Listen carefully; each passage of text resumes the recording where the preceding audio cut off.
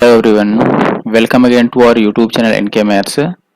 आज के इस वीडियो में दोस्तों हम सॉल्व करने वाले हैं सीजीएल मेंस जो 2022 वाला पेपर हुआ है उसको। ठीक है, एग्जाम डेट आप देख सकते हैं 2 मार्च, यानी कि एसएससी का जो लेटेस्ट पेपर है अभी उसको मैं सॉल्व कर रहा हूं। और लेटेस्ट पेपर जो है वो सीजीएल टीयर 2 2022 की है। ठीक है, जो कि मार्च 2023 में इसका आयोजन किया गया था और पहला पेपर जो हुआ था वो 2 मार्च को हुआ था। ठीक है, और आखिरी पेपर 7 मार्च को हुआ था। ठीक है, तो जो पेपर 2 मार्च को हुआ था उसमें मैथ्स के जो भी क्वेश्चन आए हुए थे उनको हम सॉल्व करेंगे। मैथ्स के पेपर हम सॉल्व करेंगे और जो क्वेश्चन मिलेगा आपको वो बाइलिंगुअल फॉर्मेट में मिलेगा। अब अगर आपको इसकी पीडीएफ चाहिए तो पीडीएफ के लिए पीडीएफ हालांकि ऑलरेडी मैंने अपलोड कर दिया है अपने टेलीग्राम ग्रुप एनके मैथ्स पे। तो अगर पीडीएफ चाहिए तो आप हमारा Telegram group N K maths Nandu Kumar जरूर से ज्वाइन कर लें। और अगर आपको कोई डाउट पूछना है तो आप डायरेक्ट मुझसे इंस्टाग्राम पे जुड़ सकते हैं, वहां पे मुझसे डाउट पूछ सकते हैं। ठीक है, इंस्टाग्राम मेरी आईडी जो है वो एनके मैथ्स है। ठीक है, तो डायरेक्ट एनके मैथ्स आप इंस्टाग्राम पे सर्च कीजिए, फॉलो कर लीजिए और वहां जो भी डाउट है क्लियर कर लीजिए। हालांकि आप टेलीग्राम पर भी डाउट शेयर कर सकते हैं, उसका लिंक भी आपको डिस्क्रिप्शन बॉक्स में मिल जाएगा। जरूर से टेलीग्राम ग्रुप को ज्वाइन कर लीजिएगा। तो स्टार्ट करते हैं पहले क्वेश्चन से। ठीक है, ये सेट वाइज सोल्यूशन है, ये चैप्टर वाइज नहीं है, पहले ही मैं बता देता हूं। तो 2 मार्च का जो पेपर हुआ था उसके क्वेश्चन में सॉल्व करूंगा। टोटल 30 क्वेश्चन हर एक शिफ्ट में मैथ्स के पूछे गए हैं, तो पूरे 30 क्वेश्चन आपको इसी वीडियो में मिल जाएगा उनका सॉल्यूशन। तो जो फर्स्ट क्वेश्चन है आप देख सकते हैं स्क्रीन पे, this one is x plus 1/x equal to 4। आप अपोजिट भी पढ़ सकते हैं।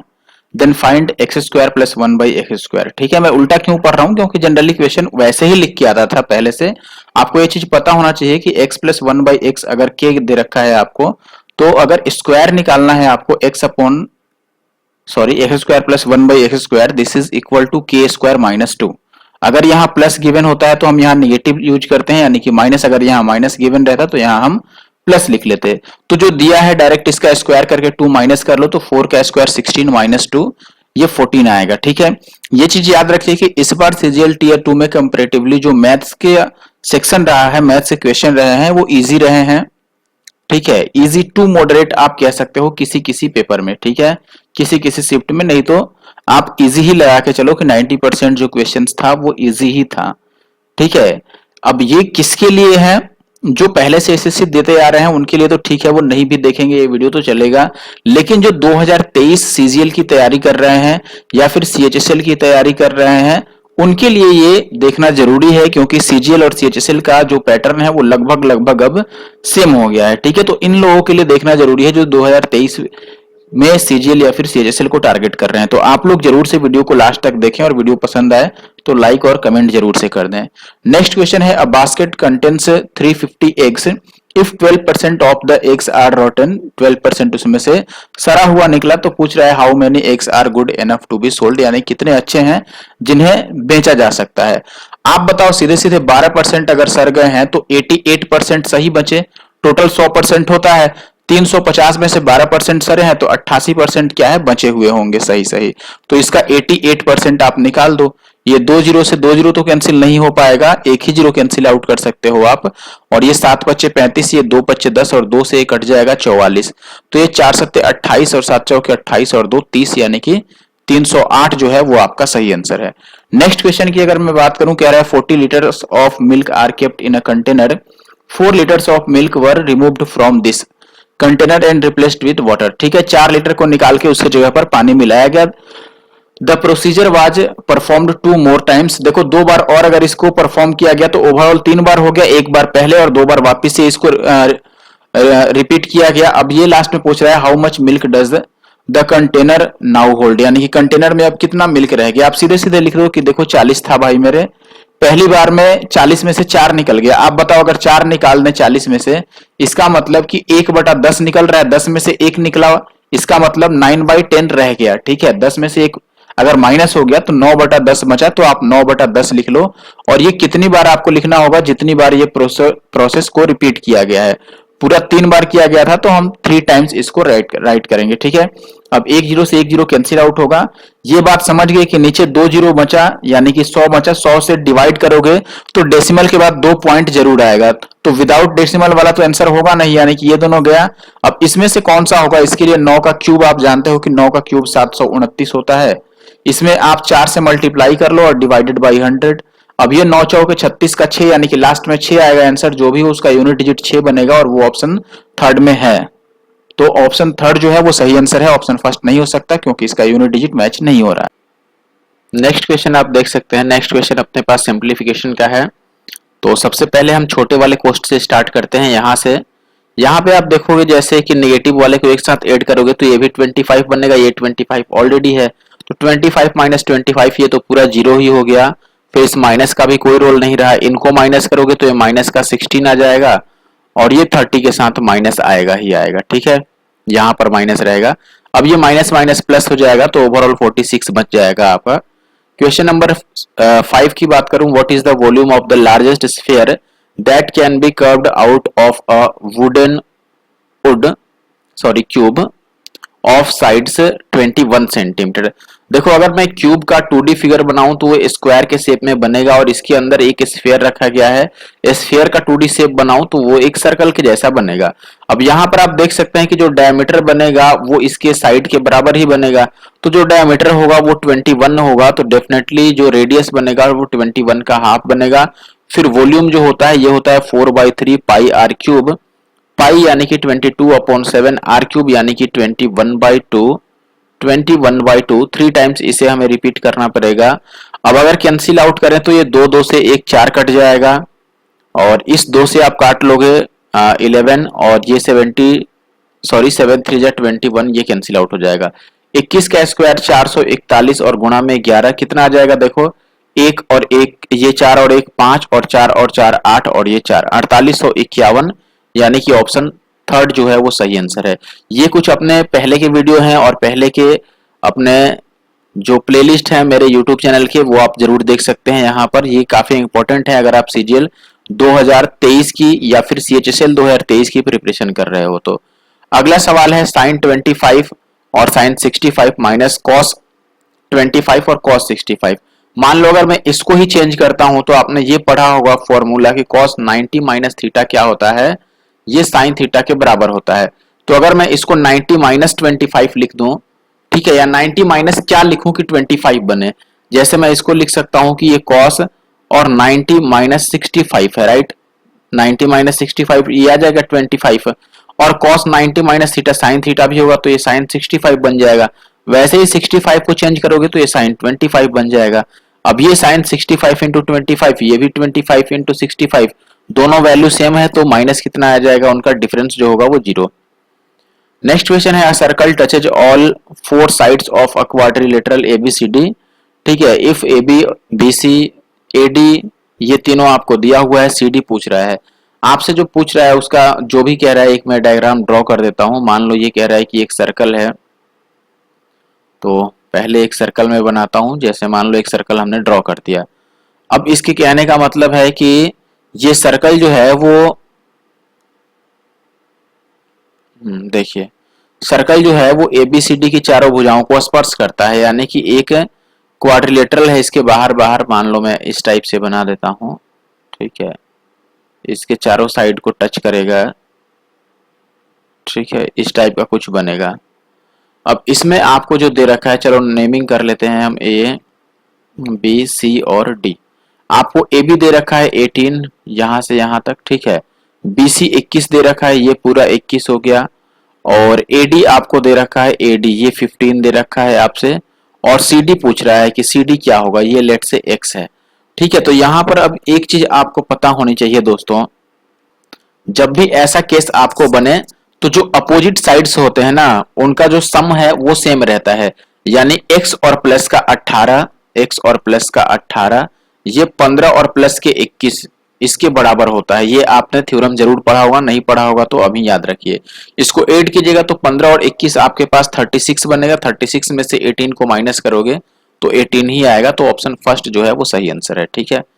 आगे बढ़ते हैं। ये कह रहा है कि for what value of m will the system of equations this and this have infinite number of solution। Infinite number of solution कब होता है, ये चीज आपको पता होना चाहिए।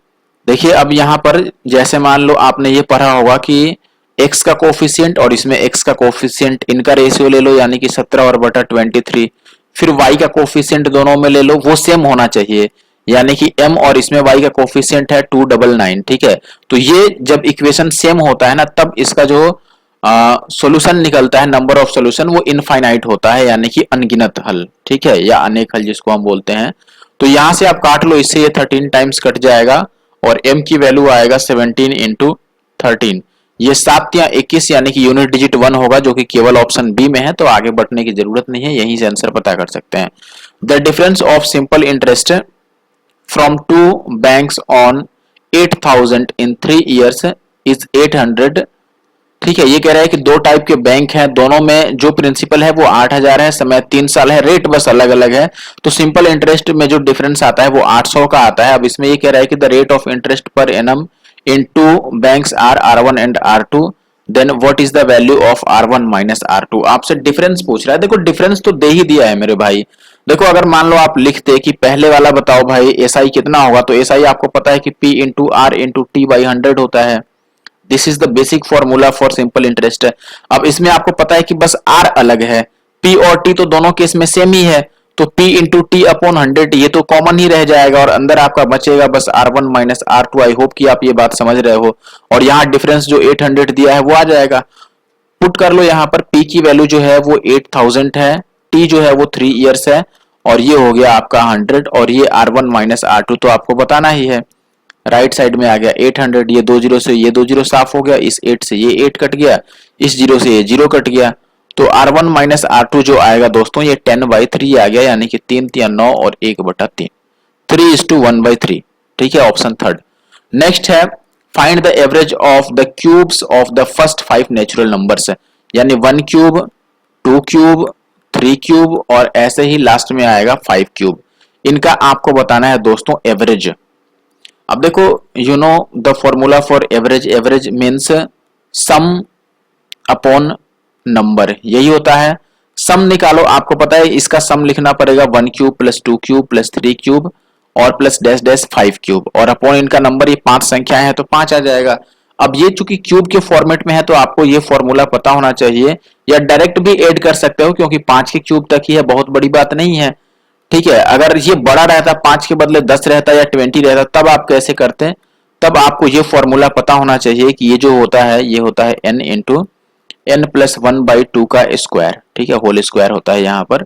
तो ये फॉर्मूला मैं डायरेक्ट पुट कर देता हूं यहाँ पर, तो ये आ जाएगा 5, 5 और 1 6 और अपॉन 2 इसका होल स्क्वायर और अपॉन 5, तो ये आ गया 6 25 30 का स्क्वायर 900 और बटा 2 का स्क्वायर 4 और गुणा में 5 भी रहेगा, तो 5 चौका 20 25 100 और 9 25 45 आ गया। ये यानी कि ऑप्शन सेकंड जो है वो राइट आंसर है। आई होप कि आप बात समझ पाए होंगे। नेक्स्ट क्वेश्चन कह रहा है कि in triangle PQR PQ equal to QR and O is the interior point of triangle PQR। O जो है वो PQR के अंदर एक पॉइंट है such that angle OPR equal to angle ORP। Consider the following statements, हमें ये जो स्टेटमेंट्स है ये कंसिडर करना है और बताना है कि which of the above statements are correct, इनमें से कौन सा करेक्ट है। ठीक है, देखो सबसे पहले मैं एक ट्रायंगल ड्रॉ कर लेता हूं। ये मान लो मैंने एक ट्रायंगल ड्रॉ कर लिया, राइट।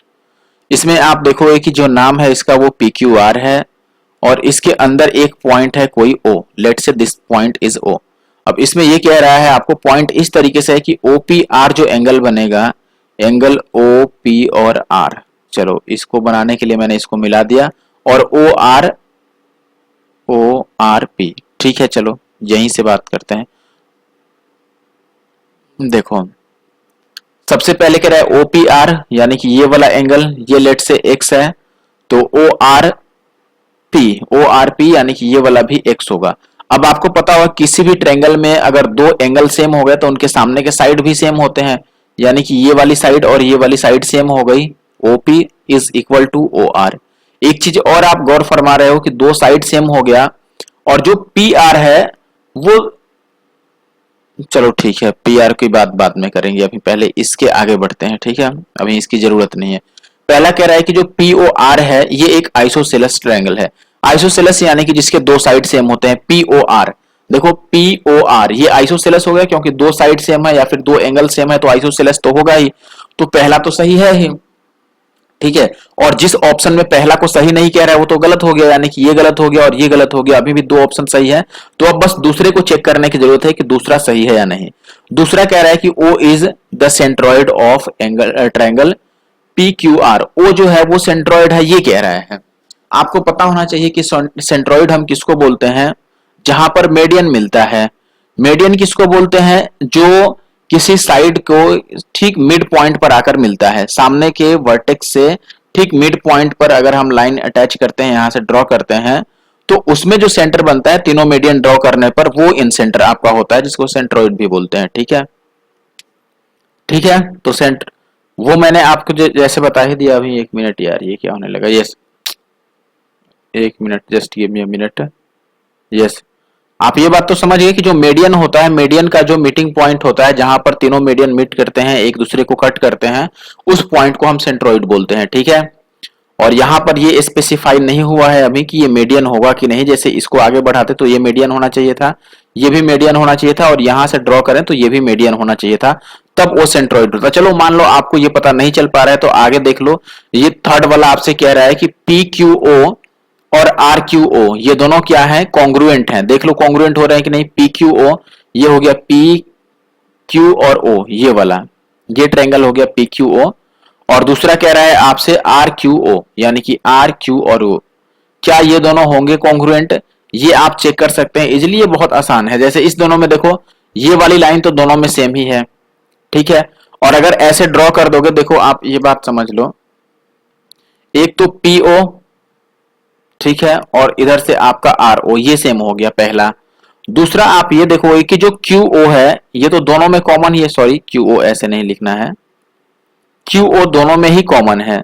दो साइड सेम हो गया, ठीक है, और एंगल भी एक सेम हो गया, ठीक है। तो ऐसे केस में आप देखोगे कि ये हो जाएगा कॉन्ग्रुएंट। हालांकि इस पर तीसरे को चेक करने की जरूरत नहीं है, क्योंकि दूसरा स्टेटमेंट जब गलत हो गया था तो आप चौथे वाले को ऐसे ही गलत मान लेते और सेकंड वाला सही बच जाता।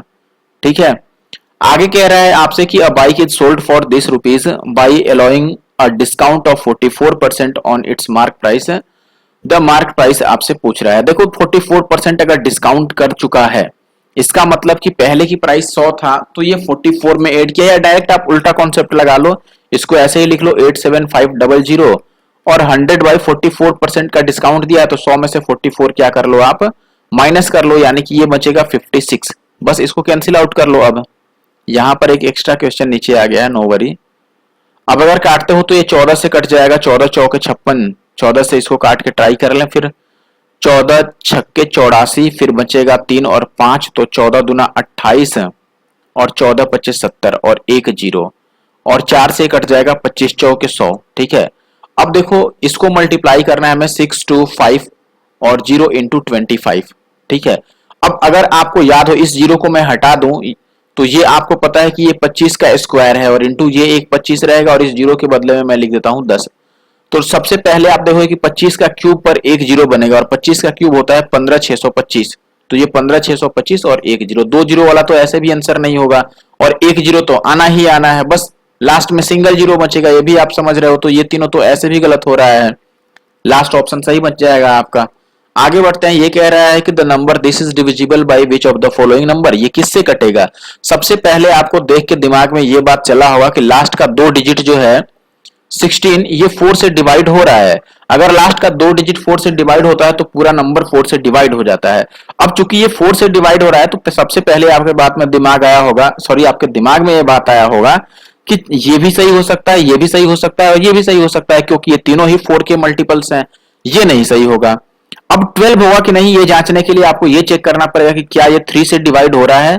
अगर 3 से भी डिवाइड होगा तब ये 4 और 3 दोनों यानी कि 12 का मल्टीपल होगा, या फिर उससे डिविजिबल होगा। 3 से चेक करने के लिए आप प्लस कर लो सबको, तो ये 5 और 7 12 और 6 18 और 9, या फिर 6 और 9 को तो ऐसे भी मत जोड़ो क्योंकि वो 3 से कट रहा है, 7 5 12 भी हटा दो। अब ये 6 2 8, 3 से कटा नहीं, यानी कि ये गलत हो गया। 8 से चेक करने के लिए लास्ट का 3 डिजिट कटना चाहिए 8 से, तो 116 8 से कटता नहीं है, तो ये भी नहीं होगा, तो पहला ऑप्शन आपके पास बच गया। नेक्स्ट क्वेश्चन की अगर मैं बात करूं तो ये कह रहा है कि rectangular park is 120 metre long and 104 metre wide. लंबाई चौड़ाई दे रखा है।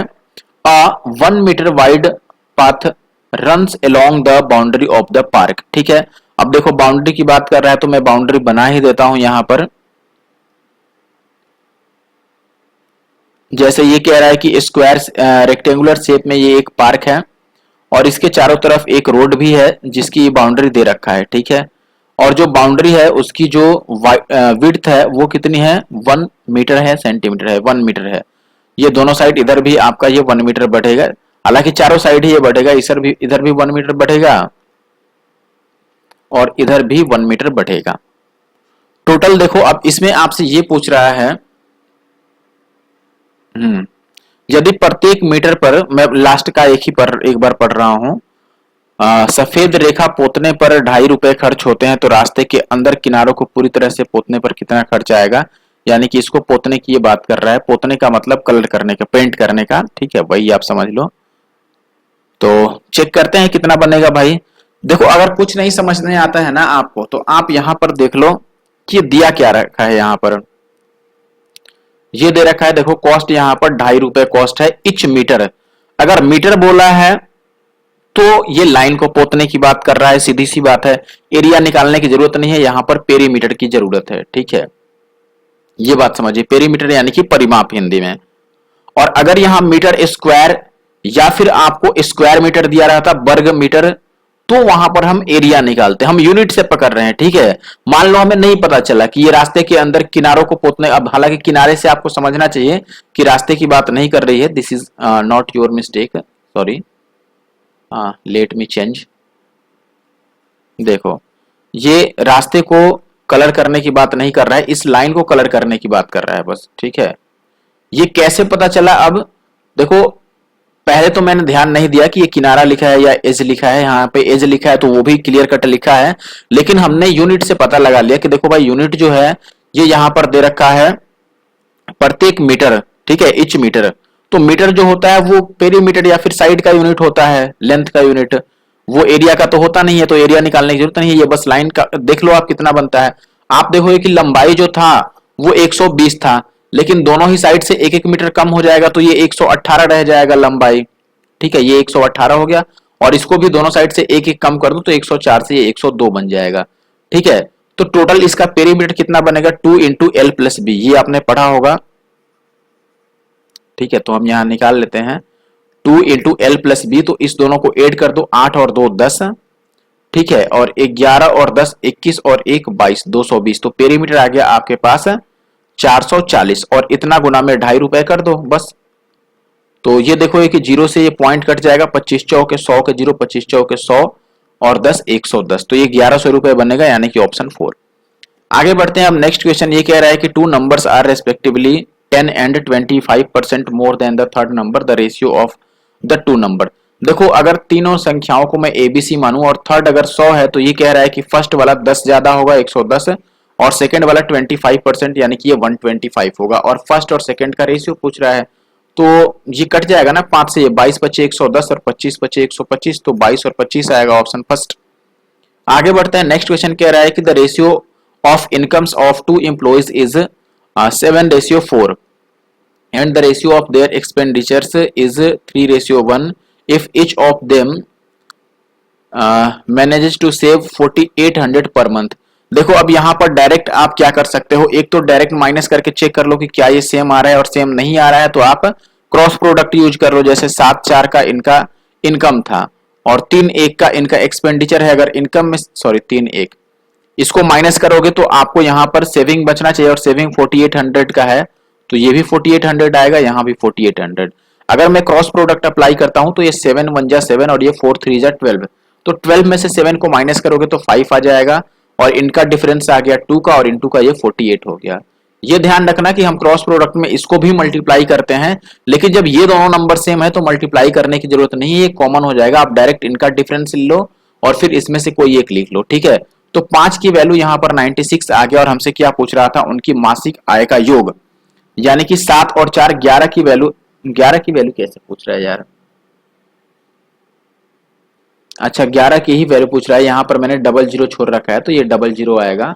और 11 की वैल्यू पूछ रहा है तो ये 5 दुना 10, 6 दुना 12 और 9 दुना 18 और 19, इतना को 11 से मल्टीप्लाई कर लो बस। तो ये जीरो तो आएगा ही, जीरो में दो जीरो होगा तो दो ही आएगा, लास्ट में 20 होगा, फिर 9 दो 11 का एक 120 होगा। चलो यहाँ भी है भाई, तो आगे ही बढ़ जाओ। 9 एक 10 एक 11, अब 11 से आगे नहीं मैच कर रहा है तो ऑप्शन सेकंड सही होगा। आप चाहो तो पूरा मल्टीप्लाई कर सकते हो, आपकी मर्जी, इट्स योर चॉइस। आगे कह रहा है कि A B and C did certain investments and the ratio of their time periods is 3, 2 and 7। ये इनके टाइम पीरियड का रेशियो है। आगे ये कह रहा है कि ratio of the profits, profit का भी रेशियो दे रखा है, आपसे इन्वेस्टमेंट का रेशियो पूछेगा। आपको पता होना चाहिए कि जो प्रॉफिट बढ़ता है दोस्तों, प्रॉफिट ये कैसे निकलता है? ये निकलता है इन्वेस्टमेंट और इनटू टाइम से, ठीक है। तो इन्वेस्टमेंट इनटू टाइम ये प्रॉफिट के बराबर होता है। अब सब में टाइम आपको दे रखा है, पहले का टाइम 3 है, इन्वेस्टमेंट मान लो मैं इसका ए मान लेता हूं, तो इन्वेस्टमेंट इनटू टाइम इसका किसके बराबर हो जाएगा भाई? इसके प्रॉफिट के बराबर। और पहले का प्रॉफिट 4 है तो ये 4 के बराबर हो गया। वैसे दूसरे का इन्वेस्टमेंट 2 इंटू इसका टाइम मान लो बी मान लेता हूं, और इसका प्रॉफिट कितना है भाई? 3। वैसे ही तीसरे का होगा 7, इसका इन्वेस्टमेंट है और मान लो टाइम सी मान लेता हूं, तो ये किसके बराबर आना चाहिए? 14 के। बस रेशियो निकाल लो यहाँ से, ए बी सी का क्या वैल्यू आ जाएगा भाई? 4/3 और ये 3/2 और ये आ जाएगा 7 दूना 14 यानी कि 2। रेशियो कंबाइंड कर दो तो ये 3 दूना 6 से मल्टीप्लाई करोगे तो लास्ट में 12 आना चाहिए, ऑप्शन फोर्थ। बाकी आप निकाल ही सकते हो, डबल होगा दोनों ये, ठीक है। आगे बढ़ जाते हैं। ये कह रहा है कि a man can row 10 kilometre per hour in still water, ठीक है। When the river is running at a speed of 4.5 km per hour, then it takes him 2 hours to row to a place and comes back to the initial point। यानी कि एक जगह से गया और वहां वापिस आया, और ऐसे में उसे 2 घंटे लग गए। कब? जब नदी का बहाव जो है वो 4.5 किलोमीटर पर आवर की स्पीड से पानी फ्लो कर रहा है। अब ये कह रहा है कि how far is the place, यानी कि आपसे डिस्टेंस पूछ लिया। Very easy question. देखिए अब सबसे पहले यहाँ पर एक चीज आपको पता होना चाहिए कि जब सेम डिस्टेंस कवर किया जाता है और स्पीड अलग अलग होता है, तो वैसे में एवरेज स्पीड के लिए एक फॉर्मूला आपने पढ़ा होगा, that is 2xy upon x plus y. यही हम यूज करेंगे। हमें चूंकि डिस्टेंस बताना है, you know distance equal to speed into time, और स्पीड के बदले में हम एवरेज स्पीड यूज कर लेंगे। तो यहाँ पर सबसे पहले जाने में स्पीड क्या रही होगी? देखो 10 तो खुद की स्पीड है इसकी, 4.5 जो है वो नदी का बहाव है। तो जाने की कंडीशन में यानी डाउन स्ट्रीम में दोनों को आप प्लस कर लोगे तो यह आ जाएगा 14.5 का स्पीड, और अप स्ट्रीम में यानी कि अपोजिट डायरेक्शन में ये हो जाएगा 5.5, दोनों को माइनस करोगे। अब स्पीड जो होगा 2xy यानी कि 2x यानी कि जाने में स्पीड 14.5, आने में स्पीड है 5.5 अपॉन सम, इनका सम कितना हो जाएगा 20। ये हो गया स्पीड इनटू टाइम। टाइम कितना लगा है? टोटल 2 आवर्स लगे हैं, ठीक है। ये टोटल डिस्टेंस निकला, यानी कि जाने का भी और आने का भी। लेकिन ये बस कितना दूर है ये पूछा है, यानी कि एक ही साइड से पूछा है, तो हम इसे हाफ कर देते हैं, ठीक है। अब ये 2 से 2 कैंसिल आउट हो गया, इस 2 से ये 2 कैंसिल आउट हो गया। आप चाहो तो इसको केवल मल्टीप्लाई कर सकते हो, आपके लिए इजी होगा, या फिर नहीं मल्टीप्लाई करो, पहले 5 से फिर 11 से मल्टीप्लाई कर देंगे, या चलो 5 से ही मल्टीप्लाई कर लो। 5 पच्चे 25 का 5 और 14 पच्चे 70 और 2 72, और फिर ये 7 2 और 5 आ जाएगा, तो ये आ गया 5 7 और 9 और 7। तो ये आपका 7.975 आ रहा है, जो कि ऑप्शन थर्ड के इक्विवेलेंट होगा लगभग लगभग। चलिए ये एक क्वेश्चन है, ये बहुत ही इजी है, इसीलिए इसको मैं छोड़ देता हूं। होमवर्क नहीं समझना, क्योंकि यहाँ पर आंसर लिखा हुआ ही है, ठीक है। आगे बढ़ते हैं, चेक कर लें क्या कहीं गलत निकल गया तो आपके लिए क्लेम करने के लिए तो बचेगा, ठीक है। 1681 किसका स्क्वायर रूट होता है? ये आपको पता होना चाहिए दोस्तों, ये 41 का होता है। इसमें ऐड करोगे तो ये 49 बन जाएगा, और 49 का स्क्वायर रूट 7 सही है। बस इतना ही काम था। If the radius of A sphere is decreased bye 48% by what percentage does surface area decrease? Area में 2 बार कुछ भी चेंज होता है, क्योंकि उसमें आर का स्क्वायर आता है। तो जब इसमें स्फीयर के रेडियस में या फिर डायमीटर में 48% का चेंज हुआ है तो 2 बार रिड्यूस हो जाएगा बस। तो आपको पता होना चाहिए फॉर्मूला, जैसे 2 बार रिड्यूस होता है तो -a -b आप लिखते हो और प्लस ab बाई 100 करते हो, ठीक है। तो यहाँ पर वही लिखोगे, माइनस का 48, फिर से माइनस का 48 और प्लस 48 का स्क्वायर बाई 100। तो ये 48 48 96 हो जाएगा, और ओवरऑल इसमें से आपको माइनस करना पड़ेगा। 48 का स्क्वायर कितना होता है, 50 से 2 कम है तो 2 का स्क्वायर 0,4 और 25 में से 2 माइनस कर लो 23, तो 23.4 इसमें से माइनस करना होगा। तो इसमें अगर 0.00 लगाते हो 10 में से 4 माइनस करोगे 6 और 9 में से 0 करोगे 9, यानी कि लास्ट में 96 आएगा, जो कि ऑप्शन थर्ड में है। बाकी किसी को चेक करने की जरूरत ही नहीं है और आगे कैलकुलेशन की भी जरूरत नहीं है, क्योंकि लास्ट का 2 डिजिट केवल ऑप्शन थर्ड में ही मैच कर रहा है। आगे बढ़ता हूं, नेक्स्ट क्वेश्चन आपको इसका बताना है arithmetic mean. You know arithmetic mean easily आप ऐसे भी निकाल सकते हो जैसे एवरेज निकलता है सम अपॉन नंबर, लेकिन यहां पर एक लॉजिक आप लगा सकते थे, जैसे ये 23 है, 17 है, 20 है और 19 है और 21, और शायद फर्स्ट टाइम मैं भी देख के इसको ऐसे ही कर लेता, क्योंकि एग्जाम के हॉल में जो हम प्रेशर झेल रहे होते हैं या फिर बहुत जल्दी करने की रहती है कि पहले जो आपको तरीका दिख गया हम उसी तरीके से सॉल्व कर लेते हैं, और यही होना भी चाहिए। ऐसा नहीं कि हम बैठ के सोचते फिर कि अरे भाई इसमें क्या ट्रिक लग जाए और कौन से ट्रिक से हम जल्दी सॉल्व कर लें, ऐसे सोचोगे तो और ज्यादा टाइम लग जाएगा। इसलिए जो आपको हिट कर रहा है पहले माइंड में उससे सॉल्व कर डालो उसको, बस आंसर सही आना चाहिए, ठीक है। तो एक तरीका तो हो गया सम अपॉन नंबर का। एक आप देखोगे जैसे कि ये हो गया 19, 20 और 21, इन ये सेम डिफरेंस पे हैं, तो अगर गैपिंग सेम होता है जैसे 19, 20, 21, तो इसमें जो मिडिल वैल्यू है वो एवरेज होता है, तो इनके बीच में 19 एवरेज हो जाता है। अब 19 और यहां पर आ गया 17 और ये आ गया 23, चलो इधर मैं लिख देता हूं, इनमें देख लो, इनमें भी सेम गैप है। आप देखोगे यहां पर कुछ छूट गया क्या यार, 19, 20, 21 में बीच में 20 आ रहा है ना, सॉरी यहां पर बीच में 20 आ रहा है। अब यार क्या बताऊं मैं, देखो मैं थोड़ा इसको फिर से अरेंज कर देता हूं, जैसे पहले 17 है, फिर इसके बाद 19 है, फिर 20 है, फिर 21 है और फिर क्या है 23 है। तो जो लाइन से आ रहा है उसकी मैं बात कर रहा हूं, जैसे 19, 20, 21, इसमें ये मिडिल वाला आपका एवरेज हो जाएगा 20, और बाकी इसको मैं लिख देता हूं 17 और इसको लिख देता हूं 23। अब देखो इसमें क्या होगा कि अब ये फिर से सेम गैपिंग पे है, फिर से यहाँ 3 का गैप है, यहाँ 3 का गैप है, तो फिर से जो मिडिल में है वो एवरेज होगा यानी कि 20, ठीक है। जब गैपिंग सेम रहता है तो मिडिल वैल्यू एवरेज बन जाती है, या फर्स्ट प्लस लास्ट बाई 2 कर लेते हैं हम। There are 3 taps of diameter 2 centimetre, 3 centimetre and 4 centimetre respectively. 3 type के टैप लगे हैं इसमें। अब ये कह रहा है कि the ratio of the water flowing through them is equal to the ratio of square of their diameter, ठीक है। यानी कि जो डायमीटर होगा उसके स्क्वायर पे डिपेंड करेगा कि उसमें से जो पानी का फ्लो है उसका क्या हिसाब किताब है, ठीक है। अब ये कह रहा है कि the biggest tap can fill the empty tank alone in 81 minute. अब ये कह रहा है कि if all the taps are opened, अब ये कह रहा है कि अगर सबको खोल दिया जाए एक ही साथ तो कितना टाइम आपको लगेगा, ठीक है। चलो सबसे पहले हम इस पे बात करते हैं कि डायमीटर के स्क्वायर पे डिपेंड करेगा, ठीक है, फ्लो वाटर का। अब आप यहां से ये कह सकते हो, देखो भाई ये टैप ए हो गया, बी हो गया एंड सी हो गया। अब इसमें कह रहा है कि इनका डायमीटर 2, 3 एंड 4 है। अगर डायमीटर इतना है तो इनकी एफिशिएंसी क्या होगी बताओ, एफिशिएंसी का क्या रेशियो हो गया, efficiency it means flow of water you can say. तो पहला का जो डायमीटर है वो 2 है तो उसका स्क्वायर कर दो, क्योंकि एफिशिएंसी डिपेंड करती है डायमीटर के स्क्वायर पे। तो 2 का स्क्वायर 4 हो गया, 3 का स्क्वायर 9 और 4 का स्क्वायर 16। अब जो कह रहा है कि जो सबसे अधिक डायमीटर वाला जो टैप है या बिगेस्ट टैप है वो 81 मिनट से ले लेता है। तो यहाँ पर बिगेस्ट टैप कौन सा हुआ, जिसका डायमीटर बड़ा है वो बड़ा हुआ भाई, तो ये 16 वाला बिगेस्ट हो गया। इसको 16 देखो, 16 इसका एफिशिएंसी है। एफिशिएंसी मतलब कि पर यूनिट टाइम जो होगा या फिर पर मिनट ये 16 लीटर पानी भर सकता है। तो अगर 1 मिनट में 16 यूनिट पानी भरता है तो बताओ टोटल 81 मिनट लेता है, तो टोटल कितना पानी भरता होगा या फिर टोटल वर्क कितना हो गया। यहाँ पर अगर मैं यूनिट में बात करूं तो ये 16 इंटू 81 हो गया, मीन्स 16 एकम 16 और 16 अट्ठे 128 और 129, यानी कि 1296 घन लीटर पानी भरना होगा इसका क्यूब लीटर, ठीक है, या फिर जैसे भी आप बात कर लो। अब अगर तीनों को ही ओपन कर दिया जाए तो एफिशिएंसी बढ़ के इन तीनों की एफिशिएंसी प्लस हो जाएगी। तो वैसे में टाइम कितना लग जाएगा, टोटल वर्क है 1296 का और टोटल एफिशिएंसी इनको ऐड कर लो 29 आएगा, डिवाइड कर दो, 29 से डिवाइड करोगे तो ये देखो 3 चौके 12 लगभग 4 बार कटेगा और 4 से एक ही ऑप्शन स्टार्ट हो रहा है तो ऑप्शन सेकंड आंसर हो जाएगा। लेकिन इसके लिए भी बहुत कॉन्फिडेंस होना चाहिए भाई, आप इसको पूरा चाहो तो सॉल्व कर लेना, 44 आ जाएगा, ठीक है। आगे बढ़ते हैं नेक्स्ट क्वेश्चन पे। नेक्स्ट क्वेश्चन है अपने पास 23rd।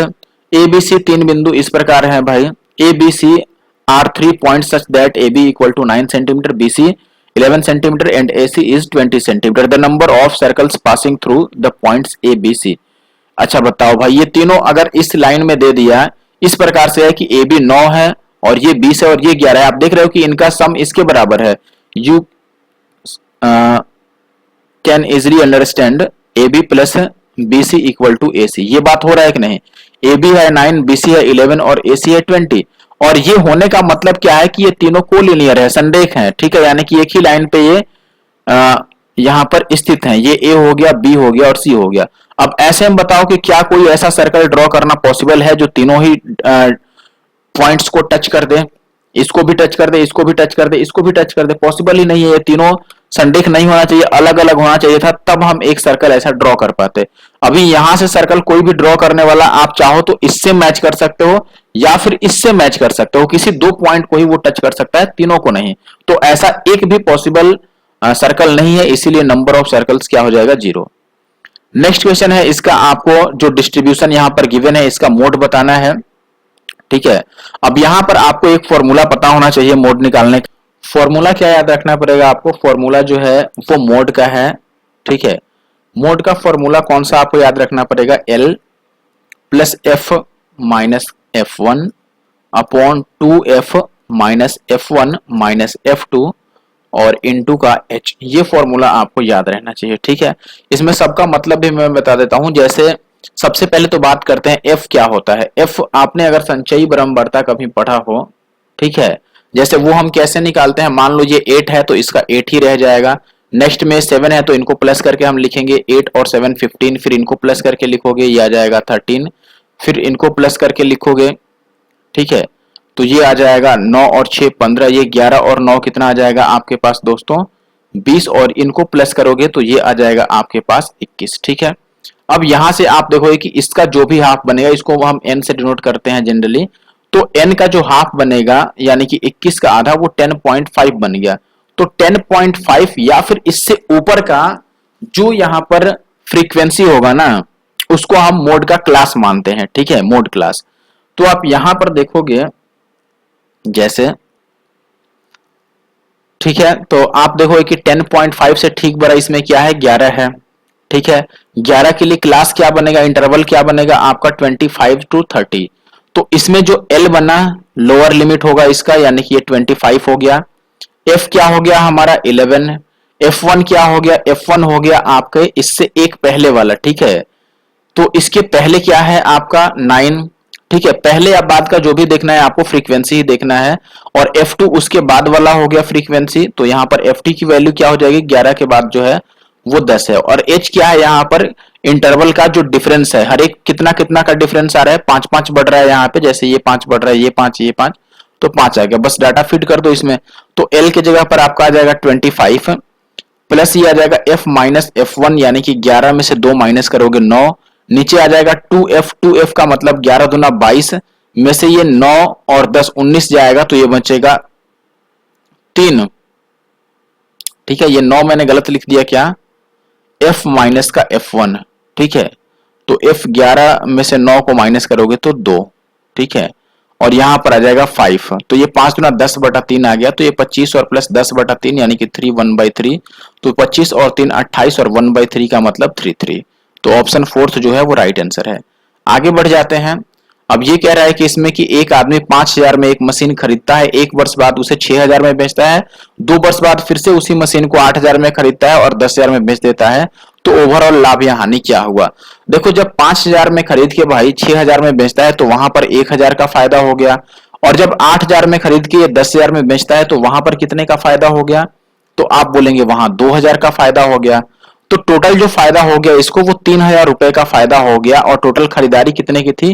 पहले 5000 लगा था, दूसरे में 8000, यानी कि 13000 इसका खुद का पैसा लगा था, और इंटू का 100, ये प्रॉफिट परसेंटेज बन जाएगा। ये 3 0 से 3 0, तो ये आ गया 300 और बटा का 13, तो ये डिवाइड कर दो तो 13 दूना 26 और फिर आ जाएगा 4 0 13 या 39, 23 से शुरू होने वाला एक ही ऑप्शन है, तो यही आंसर होगा। नेक्स्ट क्वेश्चन आप देख लो, 2 जहाज एक प्रकाश स्तंभ के सम्मुख इस प्रकार हैं कि वे तीनों संरेख हैं। 2 जहाज एक प्रकाश स्तंभ के सम्मुख इस प्रकार हैं कि वो तीनों संरेख हैं, ठीक है।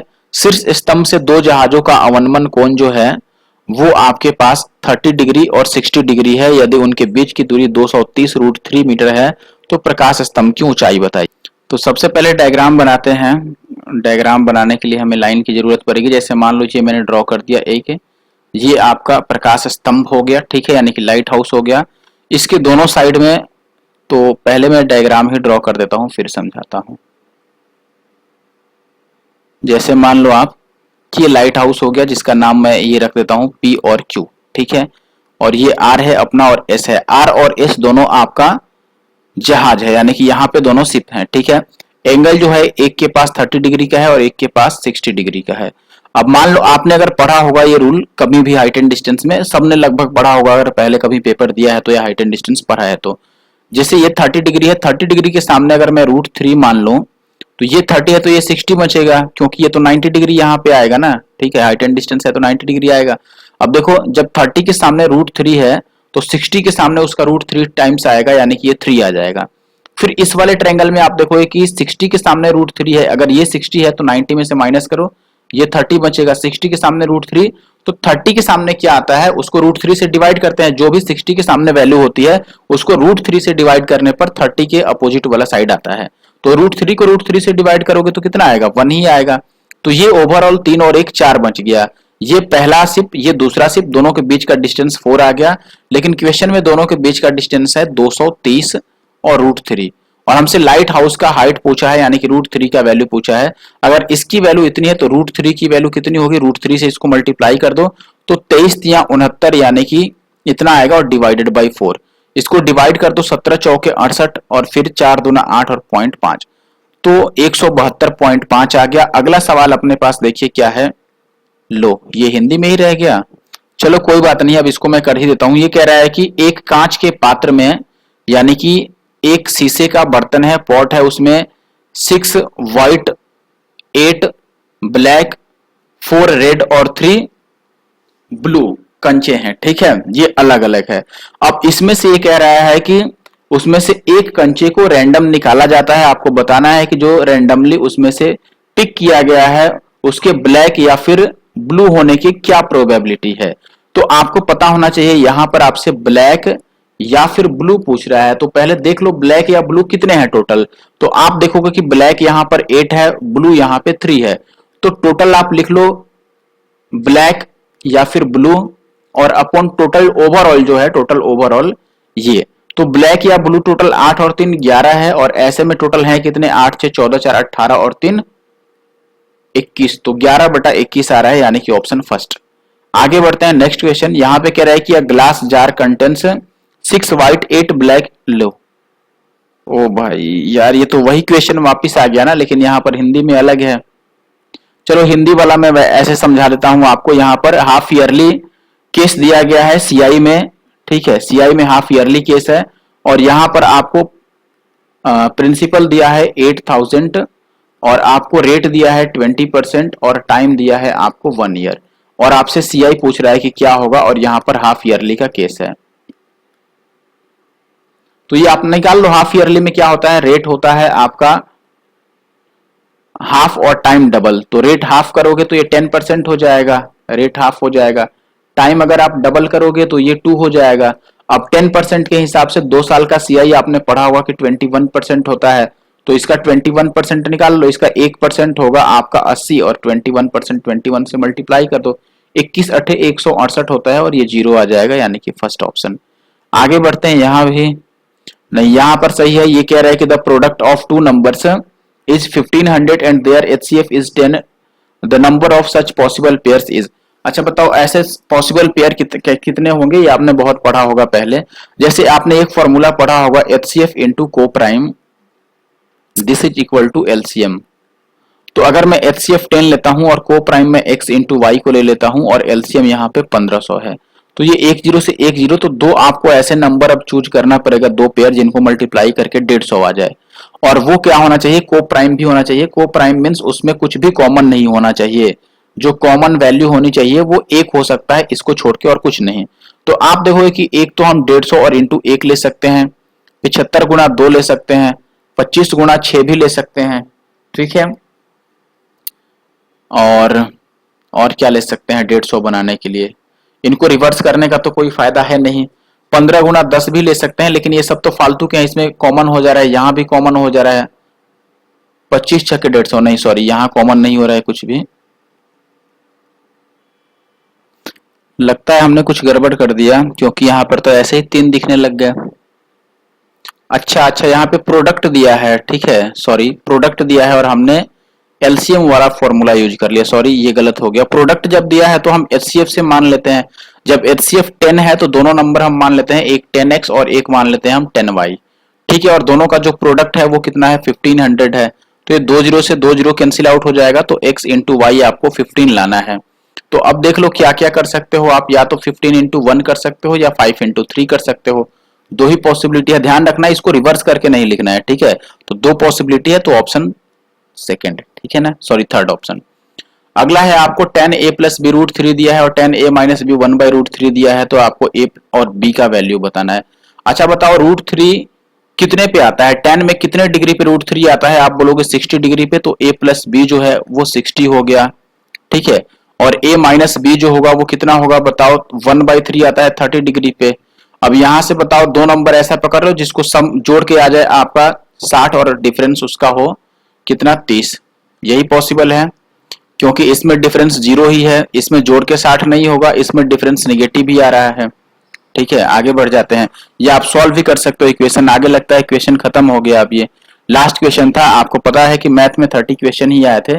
तो इस वीडियो में बस इतना ही, मिलते हैं नेक्स्ट वीडियो में। Thank you for watching the video. Comment जरूर करना वीडियो कैसा लगा।